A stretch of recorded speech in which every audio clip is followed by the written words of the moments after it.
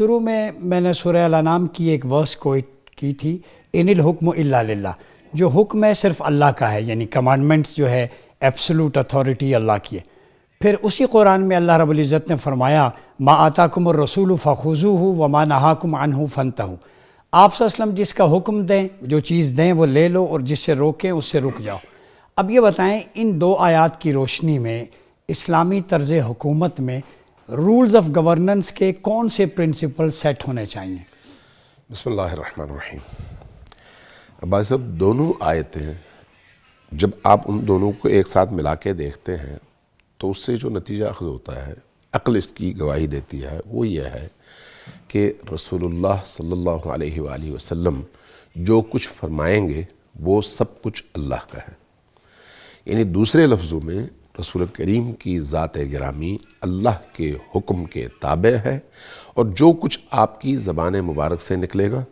اور جو کچھ آپ کا عمل صادر ہوگا اور جس چیز کو دیکھ کر آپ اپنی رضامندی کا اظہار فرمائیں گے، وہ سارے کا سارا عمل خدا کا عمل کہلائے گا۔ اس بنیاد پر جب آپ ایک حکومت اور معاشرے کی تشکیل کرنا چاہیں، معاشرے کی تشکیل اور اس کے بعد ایک ریاست کی اور حکومت کی تشکیل، تو اس میں آپ کو دیکھنا پڑے گا کہ رسول کریم صلی اللہ علیہ وآلہ وسلم نے کس طرح سے ایک ایسے معاشرے کی بنیاد رکھی جس کی بنیاد، جس کی اساس عدل پر ہے، انصاف پر ہے، انسانوں کے حقوق کے توازن، باہمی توازن پر ہے، اور ایک ایسا معاشرہ جس میں ظلم کی نفی ہے۔ لہٰذا جب آپ کہتے ہیں ان الحکم الا للہ، تو اس کا مطلب یہ ہے کہ وہ معاشرہ الہی معاشرہ کہلائے گا جس معاشرے کے اندر اللہ کے حکم کے علاوہ کچھ بھی نہ چلے، اللہ کا حکم ہی آپ کی بنیاد ٹھہرے اور آپ کے کردار کے لیے سانچہ قرار پائے۔ اور وہ حکم چونکہ قرآن کریم کلیات پر مشتمل ہے، اس لیے قرآن کریم کی ان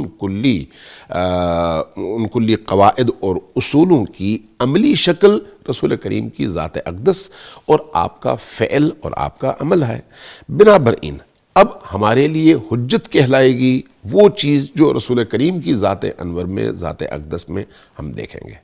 اس بنیاد پر رسول کریم صلی اللہ علیہ وسلم نے جس طرح کے معاشرے کی بنیاد رکھی، جس طرح کی حکومت کی بنیاد رکھی، اور اس حکومت کے اندر جن جن اصولوں کو آپ نے پروموٹ کیا، جن چیزوں کی نفی کی، جن چیزوں سے روکا، جن چیزوں سے اپنی کراہیت کا اظہار فرمایا اور جن چیزوں سے اپنی دلچسپی اور محبت کا اظہار فرمایا، وہ سارے کا سارا دین کا اور اللہ کا حکم کہلائے گا۔